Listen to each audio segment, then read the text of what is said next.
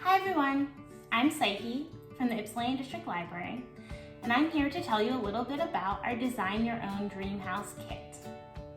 This kit has you envision what you would want if you were building and designing your very own house. And you could have anything inside of it, and the rooms could look how you wanted them to look. How would you design it? And then it has you draw a floor plan for your dream house. A floor plan is just a plan of a house as seen from above.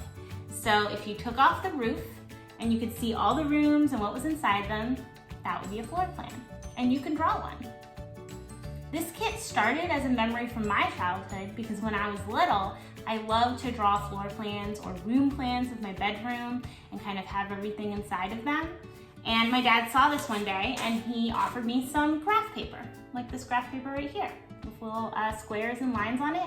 And he said that this would make it easier for me to draw out and measure kind of what was gonna be inside my rooms. And it was easier. And he also offered me a ruler, which is just really great for drawing straight lines. This kit comes with graph paper, a ruler, and also a pencil with a good eraser, because it's great to be able to erase and redraw things. But even if you don't have this kit, if you don't have graph paper, you can still draw a floor plan. All you need is some regular paper, a pencil, and it helps to have something that helps you draw straight lines. So you could use like the edge of a book or anything else that's gonna help you draw a straight line.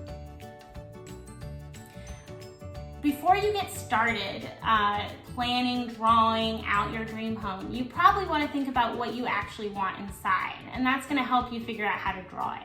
So it's good to know kind of like how many floors you want. Do you want 1 floor? Do you want 5 floors? You could have a tower. And then kind of what rooms you want, how many bedrooms you want or need. Do you want your whole family to be able to stay with you in this house, or you just want 1 bedroom?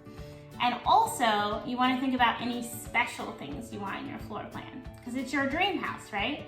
You could have a room that's all aquarium walls with fish inside, or an indoor basketball court. I know I'd probably want an indoor pool in my dream house.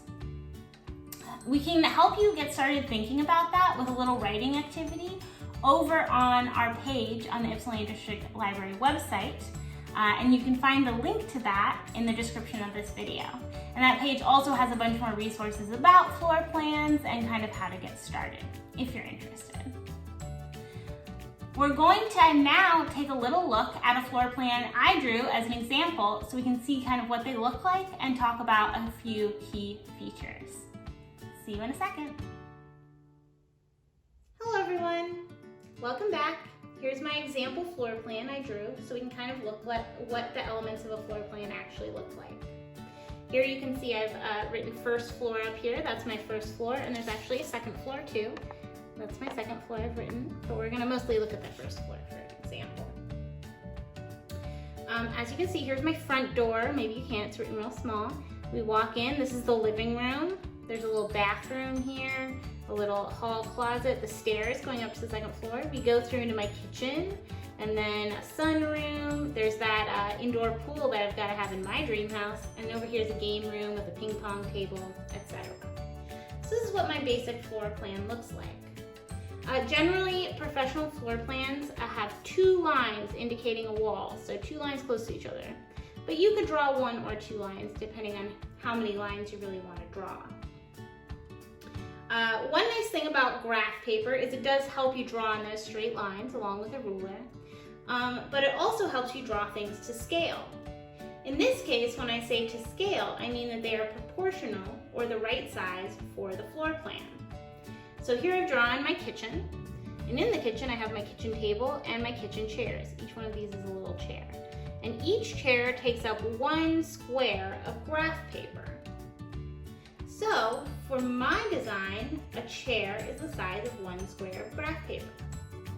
If you want to get really fancy, you can decide how many feet each square represents and then draw furniture and the size of the rooms with that measurement in mind.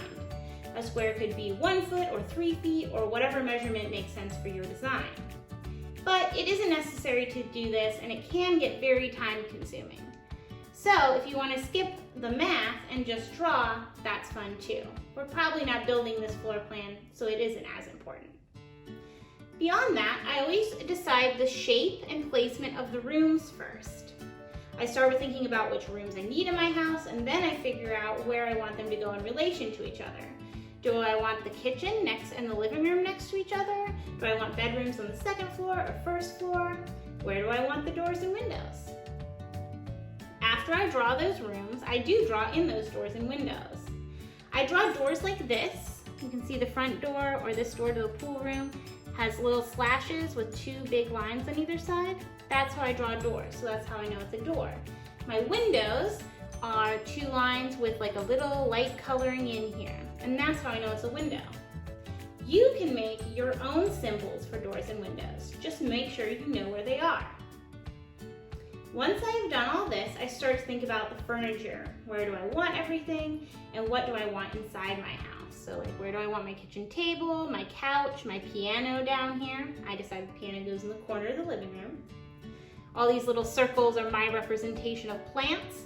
So if you wanted to, I could take a little green colored pencil and color those in to show their plants. Or I could say, ooh, I want my couch to be purple, and color that in. So always feel free to color stuff in. There are a lot of ways to design a house, and whatever way you choose is the right way for you. The most important thing is to have fun and get creative. So for even more information about floor plans, you can check out our page on the Ypsilanti District Library website, and that link is in the description of this video. I hope you have fun designing your dream home. Goodbye!